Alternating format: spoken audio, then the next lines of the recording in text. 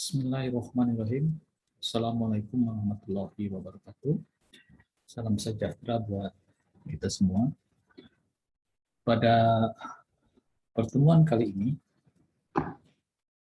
saya ingin membahas tentang hal yang terpenting dari proses perencanaan pembangunan daerah, yaitu terkait dengan partisipasi masyarakat.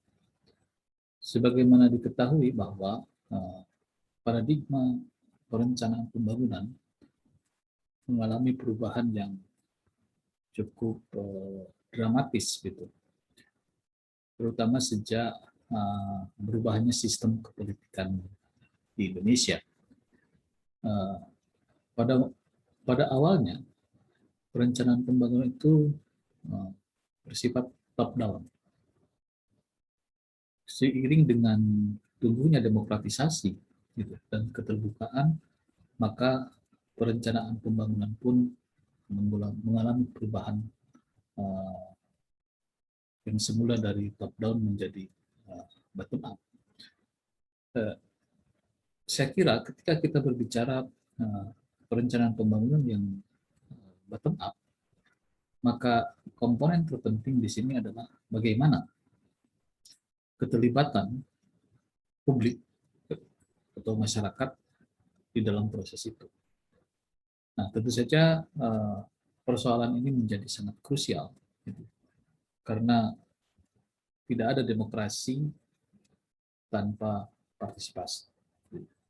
Nah, kemudian juga tidak ada proses yang bottom up tanpa keterlibatan dari masyarakat. Nah, namun sesungguhnya bagaimana sistem pemerintahan daerah mengakomodir proses-proses perencanaan yang bottom up ini. Nah, tentu saja kemudian kita juga akan melihat bagaimana partisipasi masyarakat di dalam sistem pemerintahan daerah sebagaimana diatur di dalam Undang-Undang Nomor 23 Tahun 2014 tentang pemerintahan daerah. Nah, baik, saya akan share screen gitu ya, terkait dengan topik kita pada kali ini.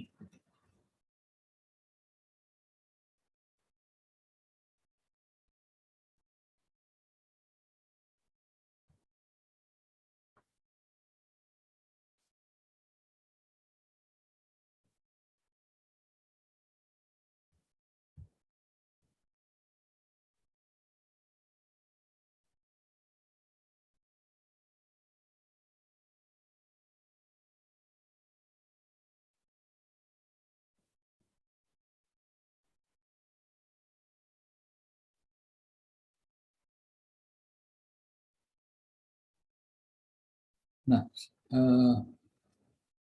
saudara sekalian, sebagaimana kita ketahui, gitu,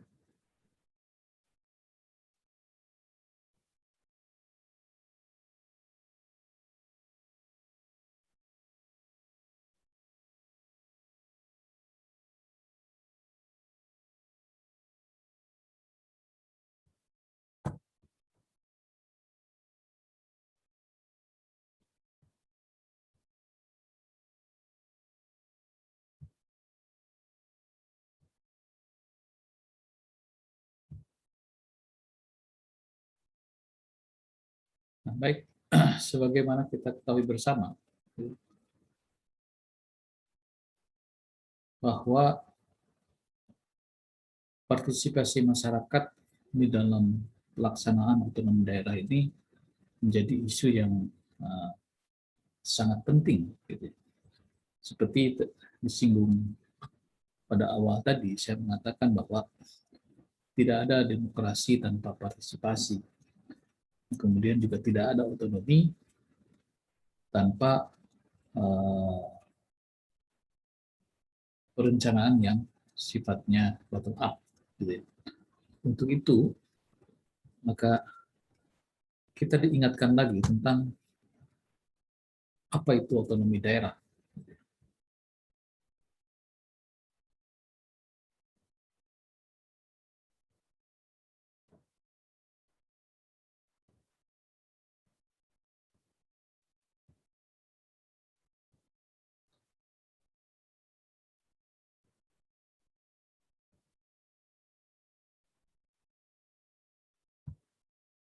Nah, otonomi daerah itu adalah hak dan kewajiban daerah otonom untuk mengurus dan mengatur sendiri urusan pemerintahan dan kepentingan masyarakatnya sesuai dengan peraturan perundang-undangan.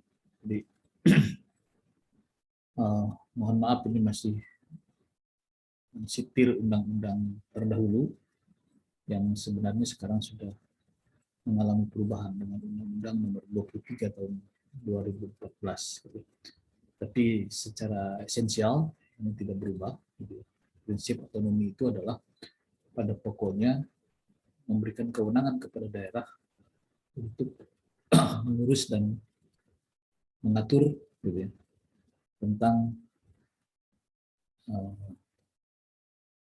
pemerintahan sendiri.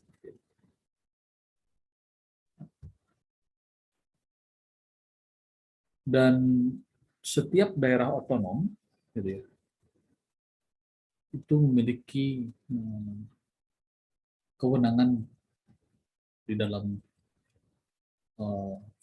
hal ini adalah kewenangan yang sifatnya untuk mengatur dan mengurus sendiri. Gitu.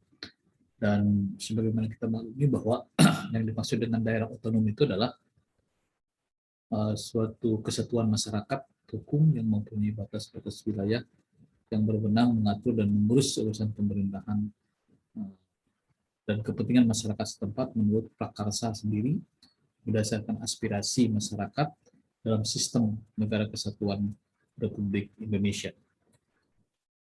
Kita ketahui bahwa bentuk daerah otonom di kita ini adalah berwujud pemerintahan kabupaten dan pemerintahan kota. Saya kira itu dua wujud dari daerah otonom itu. Nah, persoalannya kemudian adalah mengapa kita perlu berotonomi. Pertama, bahwa otonomi itu sebagai wujud adanya perubahan paradigma di dalam pelaksanaan pemerintahan di Indonesia, yang dimana kita ketahui sebelumnya itu bersifat sentralistik, berpusat, gitu ya. Dan itu ditengarai sudah tidak relevan lagi dengan situasi dan tuntutan kehidupan masyarakat. Nah, secara otomatis saya kira ketika terjadi perbesaran skala di masyarakat, baik itu dari segi jumlah, misalnya jumlahnya itu penduduknya semakin banyak, kemudian juga sebaran penduduk yang semakin menyebar, saya kira karena pertumbuhan dari segi jumlah tadi, gitu ya. Nah, otomatis ini memerlukan rentang kendali. Nah, itu akan sangat sulit misalnya kalau sistem pemerintahan itu bersifat sentralistik. Maka dengan demikian, otonomi itu adalah sebagai sebuah keniscayaan ketika skala penduduk bertambah banyak dan jangkauan juga semakin luas gitu. Itu alasan yang pertama. Kemudian, gitu, tentu saja kita punya alasan yang sifatnya normatif, karena memang ini sudah diamanatkan oleh Undang-Undang Dasar 1945. Dalam hal ini adalah pasal 18, bahwa negara kesatuan Republik Indonesia itu dibagi atas daerah-daerah provinsi, dan daerah provinsi dibagi lagi atas kabupaten dan kota, yang mana tiap-tiap provinsi maupun kabupaten kota itu kemudian diatur di dalam ketentuan perundang-undangan. Dalam hal ini adalah Undang-Undang Nomor 23 Tahun 2014 tadi. Nah, kemudian pemerintah daerah provinsi, pemerintah daerah kabupaten kota mengatur dan mengurus sendiri urusan pemerintahan menurut asas otonomi dan juga kemampuan. Memang dalam hal ini timbul pertanyaan ketika titik berat otonomi itu ada di kabupaten kota, lalu kemudian bagaimana dengan posisi pemerintah provinsi? Karena di sisi lain, pemerintah provinsi itu menjalankan juga sebagai kepanjangan tangan pemerintah pusat. Nah, tentu hal ini memang masih terjadi debat tebal, gitu ya. Nah, jika kita melihat konsep otonomi yang kita anut, gitu ya, otonomi yang luas dan bertanggung jawab, dan kemudian titik berat otonomi itu ada di kabupaten kota, ditambah lagi dengan adanya peraturan pemerintah yang memberikan kewenangan yang sangat luas kepada pemerintah kota dan kabupaten, maka pemerintah provinsi, gitu ya, kewenangannya menjadi habis sebenarnya ketika itu didistribusikan kepada pemerintah kabupaten kota. Sehingga di dalam undang-undang tersebut diatur bahwa kewenangan provinsi itu yang sifatnya lintas kabupaten kota. Jadi kalau misalnya jalan yang lintas kabupaten kota itu kemudian menjadi kewenangan provinsi. Maka dengan demikian memang pemerintah provinsi itu menjalankan otonomi secara terbatas. Otonomi yang lebih luasnya itu ada di tingkat kabupaten kota. Nah, selanjutnya, alasan selanjutnya adalah bahwa pemerintah daerah dapat meningkatkan pelayanan dan kesejahteraan masyarakat, mengembangkan kehidupan demokrasi, keadilan dan pemerataan, serta memelihara hubungan yang serasi antara pusat dan daerah dalam bingkai negara kesatuan Republik Indonesia. Nah, hal yang patut dicatat di sini adalah bahwa esensi dari otonomi itu adalah peningkatan pelayanan dan kesejahteraan masyarakat. Nah, kita tahu dengan geografi Indonesia yang terdiri dari 17.000 pulau, kemudian terdiri dari berbagai macam suku, bangsa, adat, bahasa, dan lain sebagainya, itu menggambarkan heterogenitas. Gitu. Nah, tentu saja berbicara soal pelayanan dan kesejahteraan itu tentu akan memiliki kadar yang berbeda setiap daerah, gitu ya. Apalagi kalau dikaitkan dengan adat budaya setempat, gitu ya. Tempo hari memang sempat ramai, gitu ya, tentang RUU Miras, gitu ya. Di mana di dalam rancangan undang-undang itu disebutkan bahwa diperkenankan produksi miras, kemudian yang direaksi oleh masyarakat secara luas, gitu ya. Nah, pemerintah beralasan bahwa di daerah-daerah tertentu, gitu ya, minuman beralkohol itu menjadi hal yang biasa, gitu. Bahkan diproduksi oleh masyarakat secara home industry, gitu ya. Sehingga dengan demikian maka pemerintah berpandangan bahwa itu ya harus diberi ruang, pemerintah harus memberi ruang kepada potensi-potensi yang ada di masyarakat. Nah, walaupun akhirnya RU itu kemudian tidak dilanjutkan, gitu. Saya tidak tahu bagaimana keberlanjutannya. Tapi dalam perspektif otonomi daerah itu memberikan gambaran kepada kita bahwa betapa beraneka ragamnya masyarakat kita.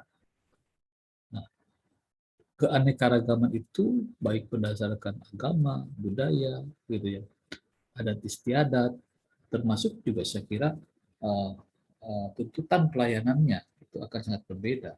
Masyarakat pesisir dengan masyarakat perkotaan, dengan masyarakat di pegunungan itu akan mengharapkan pelayanan yang berbeda. Untuk itu barangkali maka otonomi ini akan menjawab, gitu, persoalan tersebut. Karena otonomi, dengan otonomi bahwa daerah, gitu ya,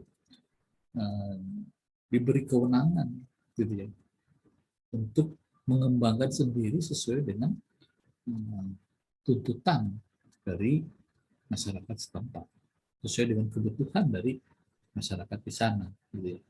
Sehingga dengan demikian sangat mungkin kebijakan kabupaten kota itu akan berbeda satu sama lain, gitu ya, tergantung kepada kondisi di masing-masing daerah tersebut. Nah, tujuan daripada penyelenggaraan otonomi daerah itu mulai dari peningkatan pelayanan dan kesejahteraan masyarakat yang semakin baik. Tadi saya sudah singgung, gitu ya. Bagaimana kita membuat sebuah skenario, gitu ya, bagaimana kesejahteraan itu bisa meningkat, dan itu sesuai dengan tuntutan kebutuhan hidup. Kemudian yang kedua adalah pengembangan kehidupan demokrasi, keadilan, dan pemerataan.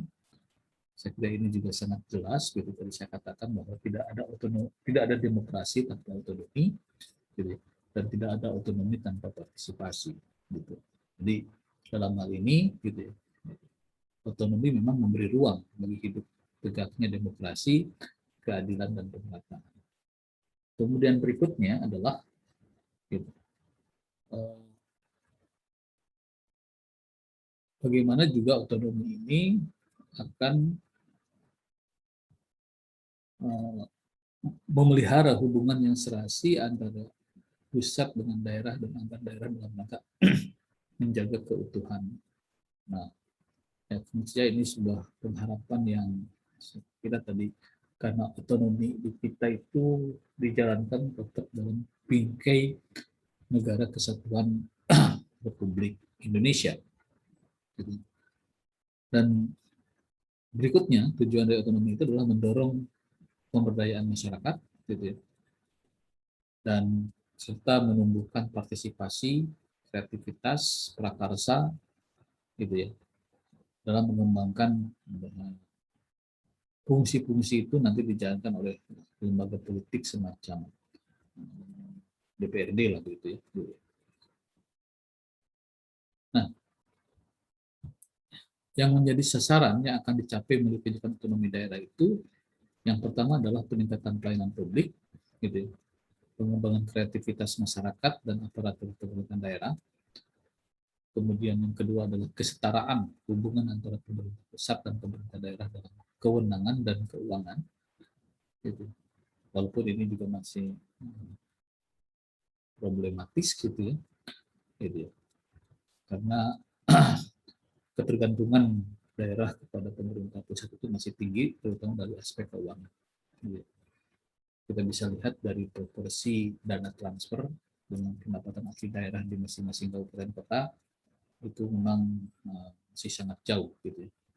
Ini problem serius di dalam otonomi kita. Gitu. Yang berikutnya adalah pemberian jaminan untuk meningkatkan rasa kebangsaan dan demokrasi, gitu ya, serta kesejahteraan masyarakat, dan juga tidak lupa untuk penciptaan ruang yang lebih luas bagi kemandirian daerah. Pada esensinya, saya melihat bahwa memang otonomi daerah itu adalah suatu pilihan sistem yang cocok, gitu ya, untuk menjawab tantangan Indonesia ke depan, gitu. Karena keanekaragamannya tadi. Nanti saya sudah singgung bahwa otonomi ini merupakan antitesa, gitu ya, dari pelaksanaan sistem pemerintahan sebelumnya yang sentralistik. Di mana dalam sistem yang sentralistik itu, gitu ya, kekuasaan sepenuhnya diatur oleh pusat, wilayah ini sangat luas dan permasalahan ini sangat heterogen. Itu yang saya katakan bahwa untuk menjawab heterogenitas yang ada, ya otonomi lah yang kita pandang sebagai jawabannya. Dan kebutuhan masyarakat di tiap daerah tentu tadi saya katakan dengan contoh juga memang berbeda-beda. Dan tentu saja karena kebutuhannya berbeda, maka penanganannya juga akan dilakukan secara berbeda pula. Nah, lalu bagaimana kemudian otonomi itu dijalankan? Gitu ya. Ini tadi sudah saya singgung, dasarnya, mohon maaf ini undang-undangnya masih undang-undang lama, terbalik saja sebenarnya 23 tahun 2014 lah, gitu ya. Gitu. tetap menjalankan pasal 18 Undang-Undang Dasar, sudah saya singgung di awal. Kemudian pemerintah daerah provinsi, daerah kabupaten kota memiliki dewan perwakilan rakyat daerah.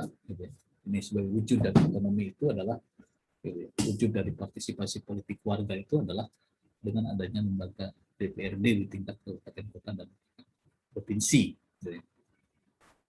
Kemudian gubernur, bupati, wali kota dipilih secara langsung dan demokratis. Sebenarnya di sini di undang-undang itu, undang-undang dasar itu kalimatnya secara demokratis dan terjemahannya adalah dipilih langsung.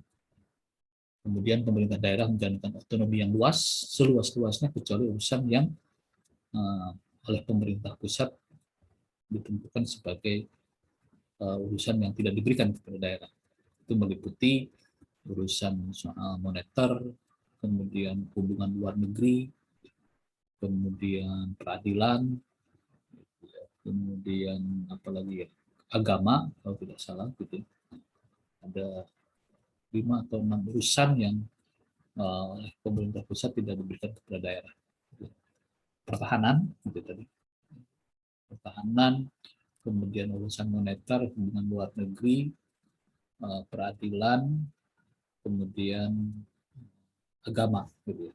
Itu menjadi tetap masih merupakan kewenangan dari pemerintah pusat.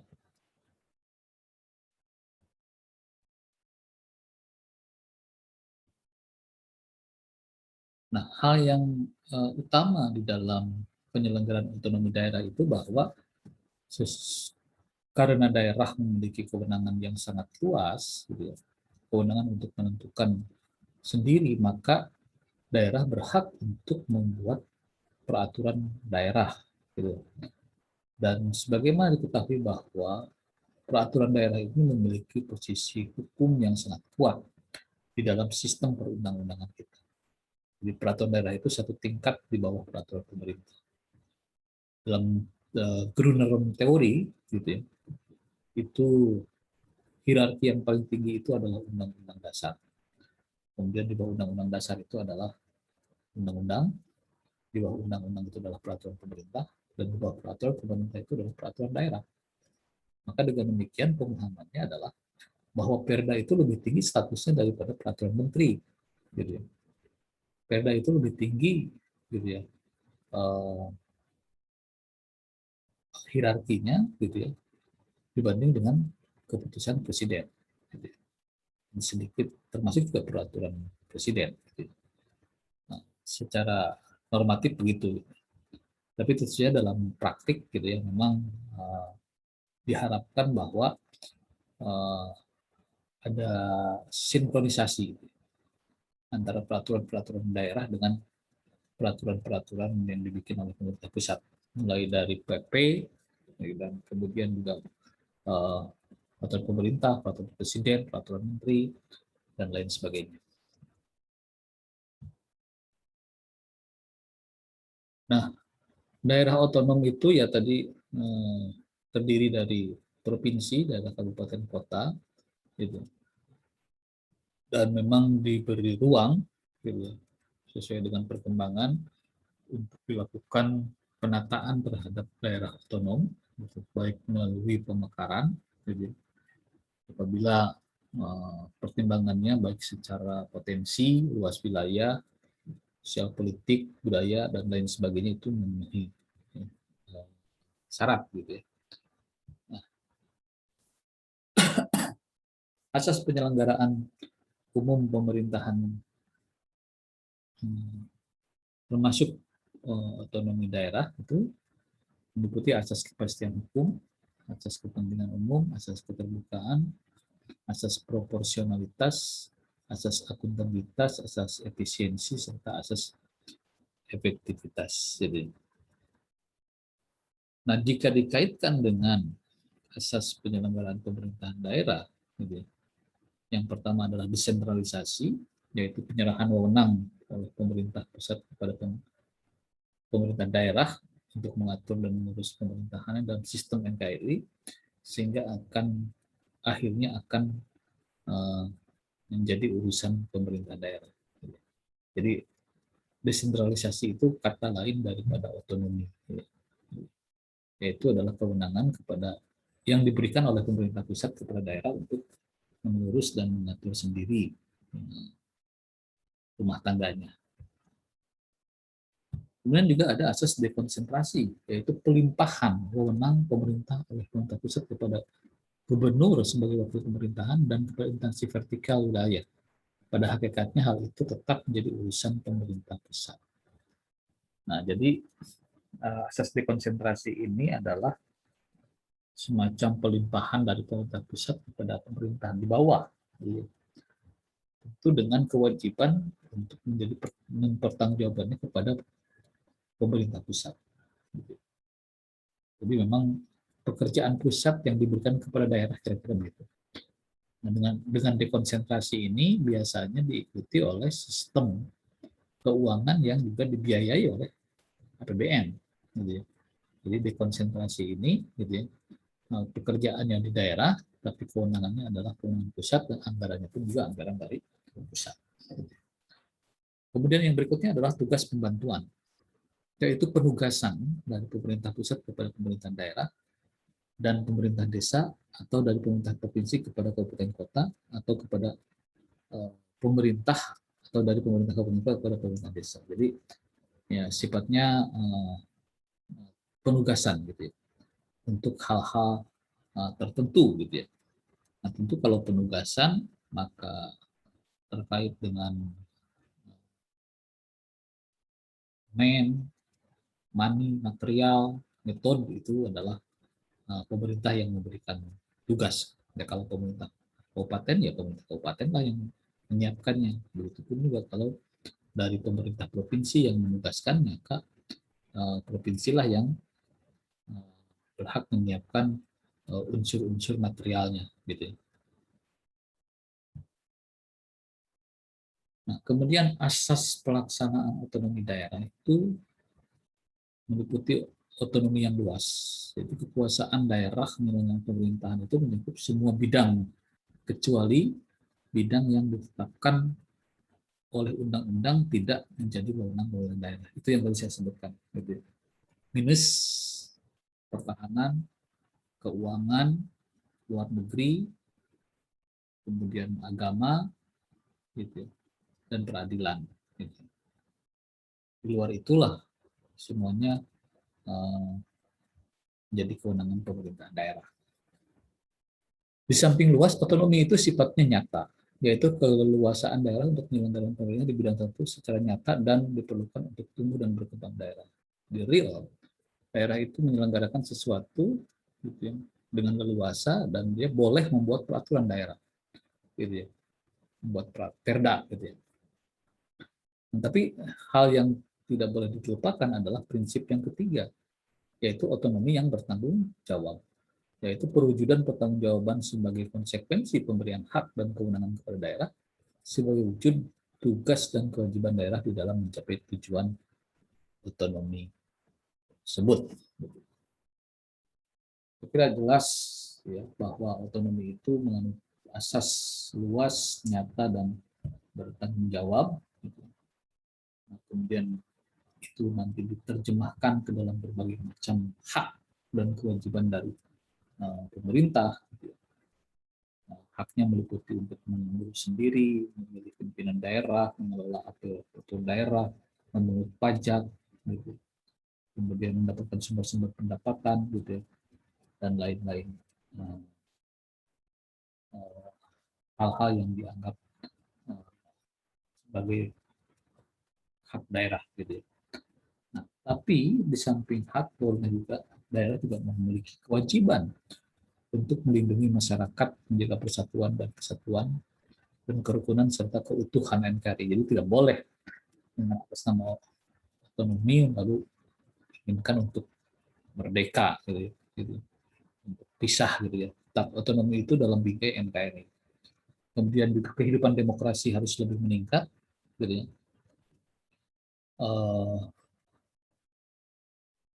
Kualitas kehidupan masyarakat jelas juga harus lebih baik, keadilan dan pemerataan menjadi agenda yang penting, serta meningkatkan pelayanan dasar, gitu ya, baik pendidikan, kesehatan, gitu ya.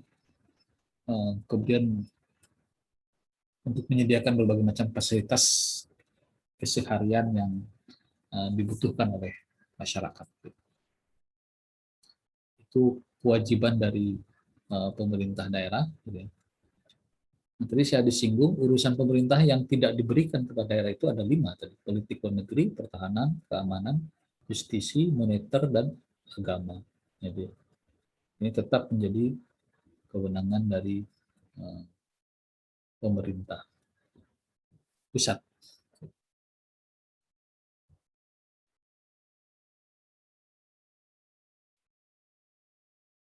Nah, tadi pelaksanaan kewenangan yang 5 tadi, gitu ya, di pemerintah pusat menjalankan urusan pemerintahan tersebut, bisa melimpahkan sebagian kepada gubernur sebagai wakil pemerintah pusat, gitu ya.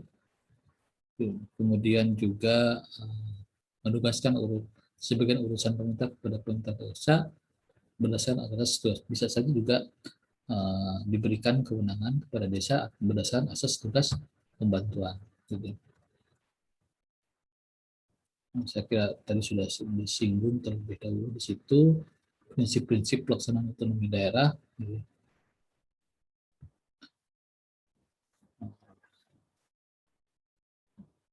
Kira skip aja langsung. Nah, susunan pemerintah daerah itu terdiri dari pemerintah daerah adalah penyelenggara urusan pemerintahan, gitu ya. Urusan penyelenggaraan pemerintah daerah itu adalah DPRD dan pemerintah daerah dan kepala daerah. Jadi yang disebut dengan pemerintah daerah itu adalah kepala daerah dan perangkatnya. Itu pemerintah daerah. Tapi kalau pemerintahan daerah diberi akhiran an adalah kepala daerah dan DPRD. Ini supaya tidak simpang siur ya, sering banyak orang yang salah menerapkan gitu ya. Apa bedanya pemerintahan daerah dengan pemerintah daerah? Ini jelas beda. Jadi pemerintah daerah itu adalah kepala daerah dan perangkatnya, sementara kalau pemerintahan daerah itu adalah pemerintah daerah dan DPRD. Ini sebagai pembedanya, gitu ya, saya kira.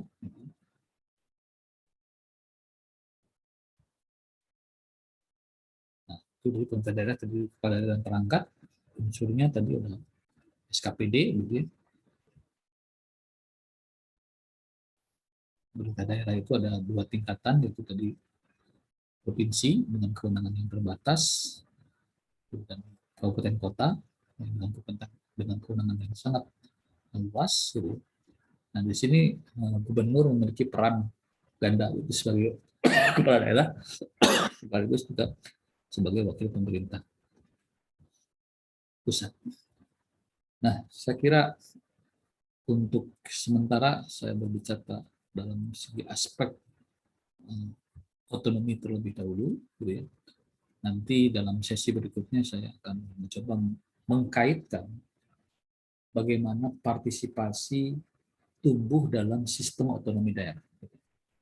Nah, setelah tadi kita memahami apa yang disebut dengan otonomi daerah.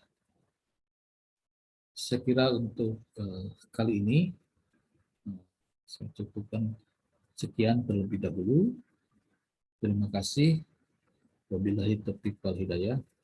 Wassalamualaikum warahmatullahi wabarakatuh.